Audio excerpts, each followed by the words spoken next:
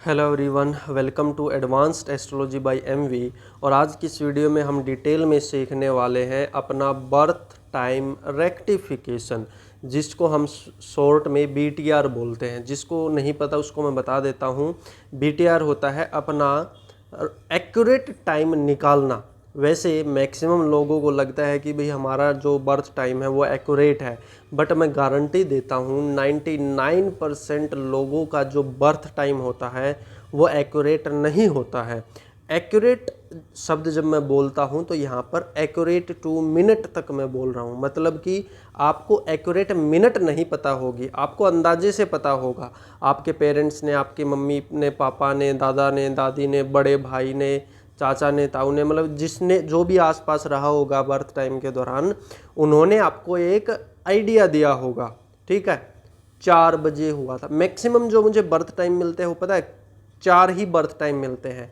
या तो accurate our मिलेगा मेरे को 4 बजे, जैसे कि फॉर एग्जांपल 4 बजे, 6 बजे, 7 बजे, इस तरीके से।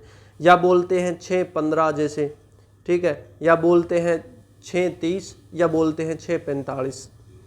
ठीक है, स्पेशली अगर आपका बर्थ, इसमें भी मैं बता देता हूं, अगर आपका बर्थ 2002-3 से पहले पहले हुआ है तो chances are very very high कि आपका टाइम ऑफ बर्थ एक्यूरेट नहीं है। क्योंकि उस समय पर भारत में जो डिजिटल क्लॉक जिसको हम बोलते हैं वो बहुत कम थे। कई लोग बोलते हैं कि मेरा जन्म तो हॉस्पिटल में हुआ था जी, देखा था सामने दीवार घड़ी में 5:15 हो रही थी।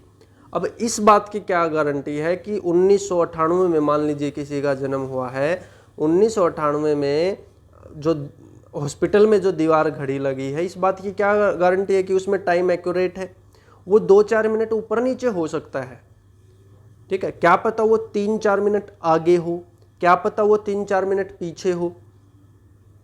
ठीक है, तो ये भी बहुत चेंज ला देता है अगर आपको अपना एक्यूरेट बर्थ टाइम नहीं पता है। अब कई लोग बोलेंगे कि सर जो लगन कुंडली है वो तो लगभग अप्रोक्सीमेटली 2 घंटे तक एक ही रहती है, 2 आवर्स तक। एक लगन कुंडली 2 घंटे तक रहती है, तो वो तो सेम ही रह रही है। तो अगर हम 2-4 मिनट, 5-10 मिनट ऊपर नीचे बता भी दें तो क्या दिक्कत हो जाएगी? बहुत बड़ी दिक्कत हो जाएगी। लगन तो चलिए मान लीजिए आपका फिक्स हो गया 2 घंटे के लिए। ठीक है, मान लीजिए आपका जो बर्थ है वो 5:15 पर हुआ है।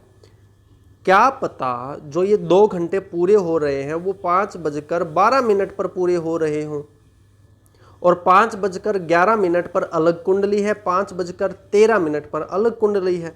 लगन भी बदल सकता है। तो सबसे पहले तो आप ये चेक कीजिए, आपका जो भी बर्थ टाइम आप फिल करते हो ना अपनी कुंडली में, वो 10 मिनट ऊपर नीचे तो करके देखिए। मान लीजिए आपका जो बर्थ टाइम आप यूज करते हो वो 5:30 बजे का यूज करते हो, तो सबसे पहले तो इसको 5:20 करके देखिए और 5:40 करके देखिए। सबसे पहले तो लगन कंफर्म करिए कि लगन आपका वही है या नहीं। लगन तो चेंज नहीं हो रहा कहीं उन 2-4 मिनट में आगे पीछे। अगर लगन चेंज हो रहा है तो बड़ी दिक्कत है ही। इसके बाद भी प्रॉब्लम है। मान लीजिए आपका लगन फिक्स है और 4-5 मिनट का अगर ऊपर नीचे हो गया ना, तो अप्रोक्सीमेटली 8 मिनट में या 9 मिनट में नवांश बदल जाता है। अप्रोक्सीमेटली 6 मिनट में दशांश बदल जाता है। तो जो डिविजनल चार्ट बोलते हैं ना, में D9, D10, आजकल शादी के लिए लोगों को D9 का बहुत क्रेज रहता है, तो वो हर 8 मिनट 9 मिनट में बदल जाता है। मैक्सिमम लोग तो अपना गलत D9 देखते हैं। ठीक है, तो D9 निकालना बहुत ज़्यादा ज़रूरी है। और D9 निकालने, चलिए ठीक है, किसी ने अपना लगन भी पता कर लिया, D9 भी पता कर लिया, उसके बाद क्या एक्यूरेट मिनट निकालनी ज़रूरी है? बिल्कुल ज़रूरी है।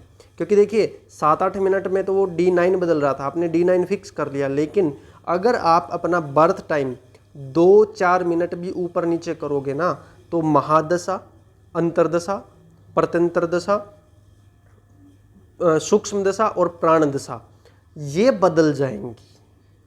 इस चीज़ को समझो आप। 5 तरीके की दशा होती हैं, आपको इस चीज़ का पता है या नहीं पता, मेरे को नॉलेज नहीं है। आप ये देखिए, जैसे ये लिखा हुआ है ना, इसका मतलब है कि इसकी जुपिटर की महादशा है, शनि की अंतर्दशा है, केतु की प्रत्यंतर दशा है, फिर शनि की सूक्ष्म दशा है और मून की प्राण दशा है। 5 तरीके की दशाएं होती हैं। और देखिए ये जो प्राण दशा है ना, ये तो देखिए एवरीडे चेंजिंग, हर दिन बदल रही है। कई प्राण दशा तो दिन में 2-2 बार बदल रही हैं। ठीक है, प्राण दशा को छोड़िए, सूक्ष्म दशा तक तो आपको पता होना ही चाहिए। यानी कि 1-2 मिनट का ऊपर नीचे हो जाए तो कोई बड़ा इशू नहीं है, बट अगर 4-5 मिनट का ऊपर नीचे हो रहा है ना बर्थ टाइम, तो उसमें एक्यूरेट प्रेडिक्शन निकालने में बहुत ट्रबल आएगी, क्योंकि महादशा अंतरदशा में भी काफ़ी अंतराल आ जाएगा। 2-3 महीने का भी, लगभग 10 मिनट आप ऊपर नीचे करोगे ना बर्थ टाइम, तो 3-4 महीने का भी ऊपर नीचे जो महादशा अंतरदशाएं शुरू हो रही हैं, ख़त्म हो रही हैं, उनमें डिफरेंस आ जाएगा। तो इसी वजह से मैंने आपको बोला है कि एक्यूरेट बर्थ टाइम आपको पता होना चाहिए। तो आज मैं इस वीडियो में आपको 3 लेवल पर ये बताने वाला हूँ कि किस तरीके से आप अपना एक्यूरेट लगन निकाल सकते हो, उसके बाद किस तरीके से आप अपना एक्यूरेट D9 या फिर D10 निकाल सकते हो, और लास्ट बट नॉट लीस्ट आप किस तरीके से अपना एक्यूरेट टाइम ऑफ मिनट निकाल सकते हो। मेरा काम रहेगा आपको एक्यूरेट मिनट सिखाना कि एक्यूरेट मिनट कैसे निकालनी है अपने बर्थ टाइम की। और मैक्सिमम लोग पाएंगे कि अब तक वो अपना बर्थ टाइम गलत ले रहे थे। ठीक है, तो चलिए स्टार्ट करते हैं। सबसे पहले लेवल 1 का जो मैं आपको बर्थ टाइम सिखा रहा हूँ, उसमें है लगन आपको कैसे फाइंड करना है। तो वैसे एक चीज़ मैं आपको बता देता हूँ कि ये वीडियो थोड़ा सा एडवांस होने वाला है, तो अगर किसी को केवल बेसिक नॉलेज है, ज़्यादा नॉलेज नहीं है, तो हो सकता है उसके सिर के ऊपर से ये वीडियो जाए। ठीक है, आपको अगर थोड़ा बहुत नॉलेज है तो ये वीडियो आपको समझ में आएगी।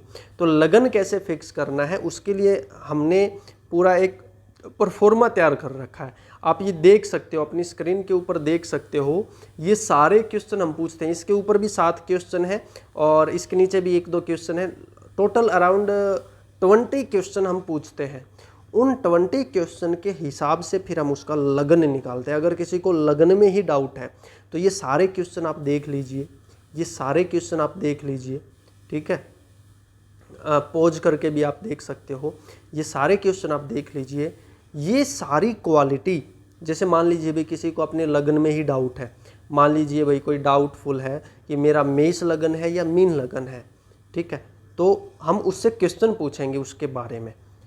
वहाँ से फिर हम 2 कुंडलियाँ बनाएंगे, एक मेष लगन की बनाएंगे और एक मीन लगन की बनाएंगे, और फिर उसमें हम फाइंड आउट करेंगे कि भाई जो इसने इन्फॉर्मेशन दी है अपनी तरफ से, जो ये कैरेक्टर बता रहा है कि जी मैं इस तरीके का हूँ, मेरे फादर मदर ऐसे हैं, मेरा रिलेशन ऐसा है, मेरा बोलने का तरीका ऐसा है, मेरी एजुकेशन ये है, मेरा प्रोफेशन ये है, एट्सेट्रा एट्सेट्रा, मैं पिकनिक पर तब गया था, मेरे पैर की सर्जरी तब हुई थी।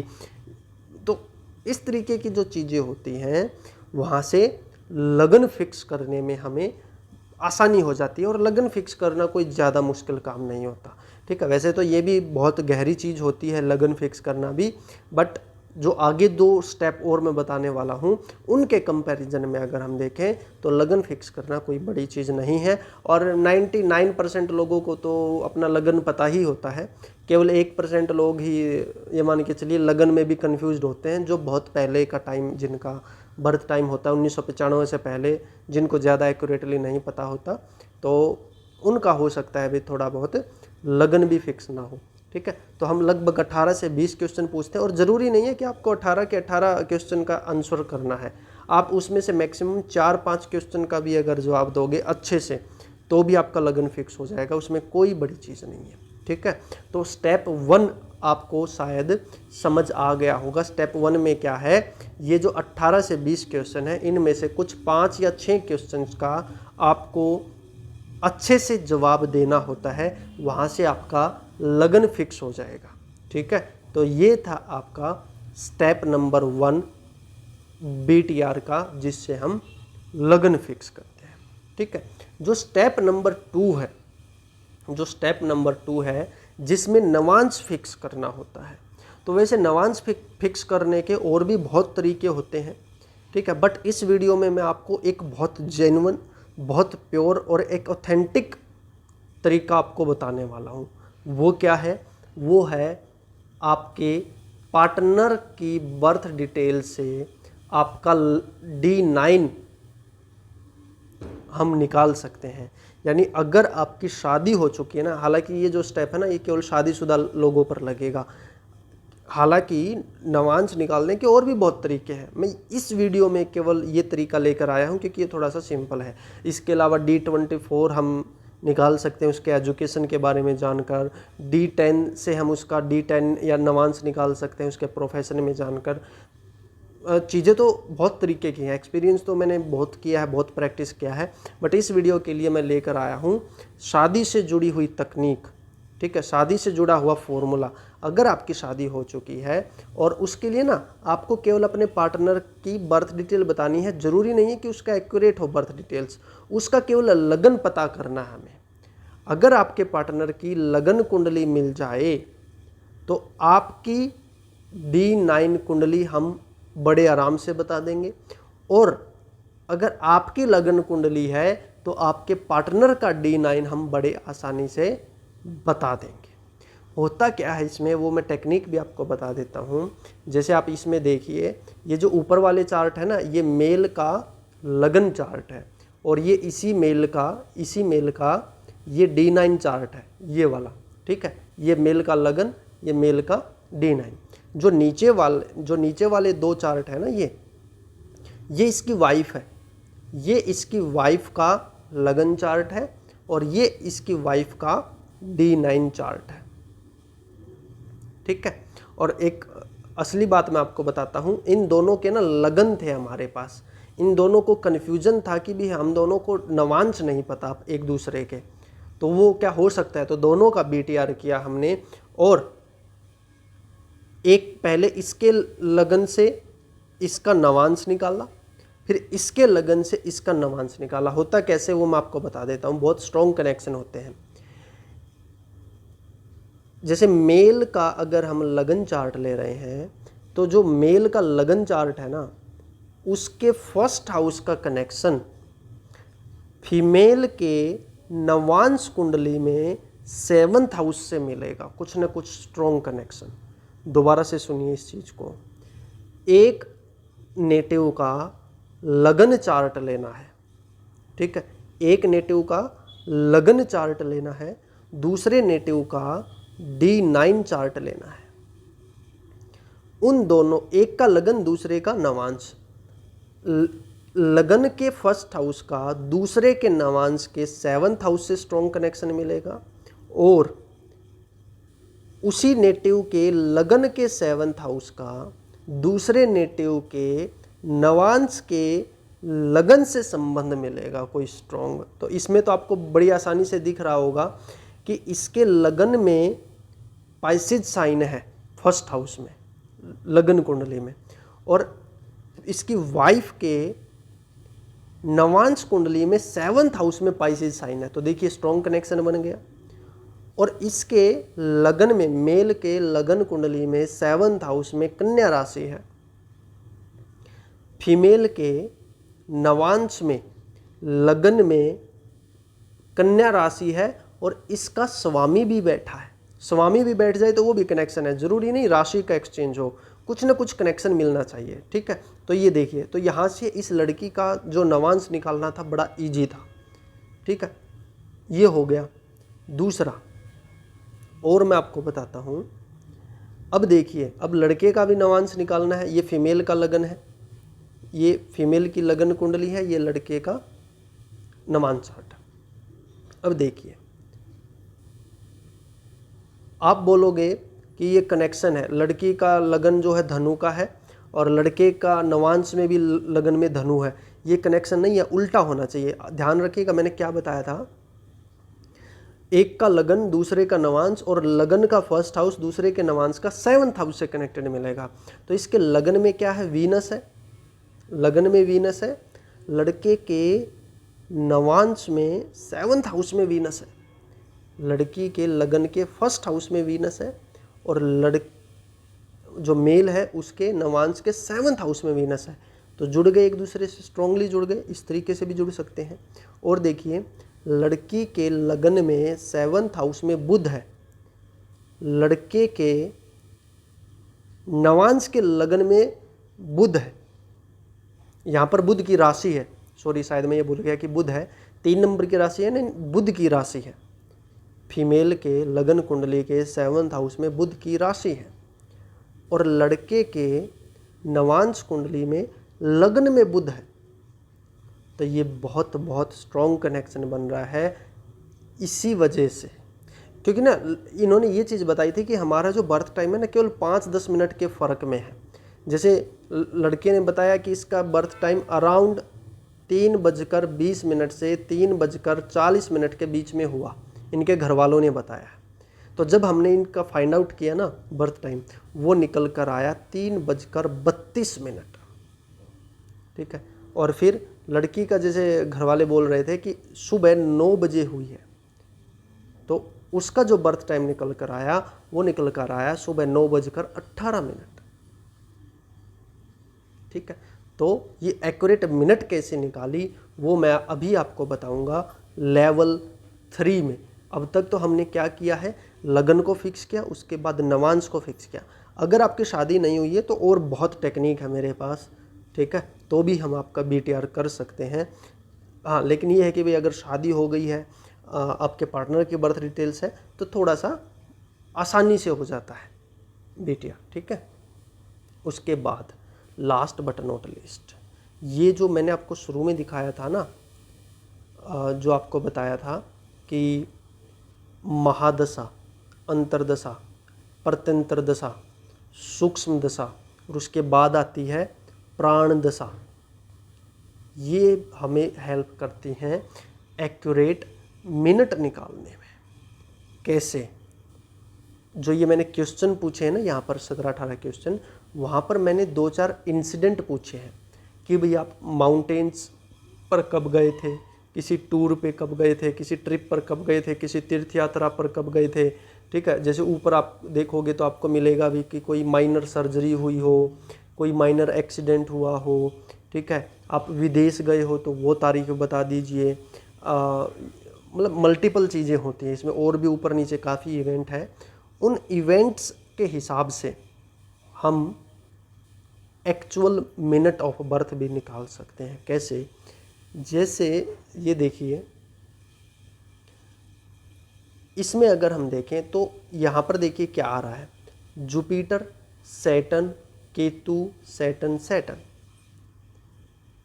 हम इनसे पूछेंगे कि पास्ट में आप बताइए आपके क्या, ये तो खैर मैंने फ्यूचर की ली है, ठीक है, ये तो बस मैंने आपको समझाने के लिए ली है, ठीक है, वो कंसर्न नहीं है। कंसर्न यहाँ पर टॉपिक है कि मैं समझाना क्या चाहता हूँ वो समझिएगा। जब भी आपको BTR करना हो तो एक्यूरेट मिनट के लिए आपको पास्ट लाइफ के कुछ 2-4 इवेंट विद डेट याद होने चाहिए। जैसे अगर शादी हो चुकी है तो शादी कब हुई है, जब शादी वाली डेट निकालोगे ना, जिस दिन किसी इंसान की शादी होगी उस दिन उसकी यहाँ पर उसके 7th लॉर्ड, उसके 12th लॉर्ड लगन से और चंद्र कुंडली से रिपीटिशन होगी। जैसे मान लीजिए किसी का 7th लॉर्ड है मरकरी और 12th लॉर्ड है सैटर्न, तो जिस दिन उसकी शादी होगी ना रिपीटिशन मिलेगी कुछ ना कुछ, mercury Saturn, mercury Saturn, Saturn mercury, इस तरीके से। जब उसका कभी एक्सीडेंट होता है तो उसमें आपको रिपीटेशन मिलेगी Mars Ketu, Mars Rahu, Saturn Mars, ठीक है, सैटर्न केतु, इस तरीके से। यानी मार्स इन्वॉल्व होगा, मंगल इन्वॉल्व होगा, और वो मेलेफिक प्लैनेट्स के साथ इन्वॉल्व होगा और 2-3 बार इन्वॉल्व होगा। Mars Ketu, Mars Rahu, Mars, इस तरीके से जिस दिन एक्सीडेंट होता है। और जैसे मैंने आपको ऑलरेडी बताया कि जो प्राण दशा होती है केवल 1 दिन की होती है, हर 1-2 दिन में बदलती रहती है, तो वहाँ से हम एक्यूरेट मिनट निकाल देंगे। अगर ऊपर नीचे होगा बर्थ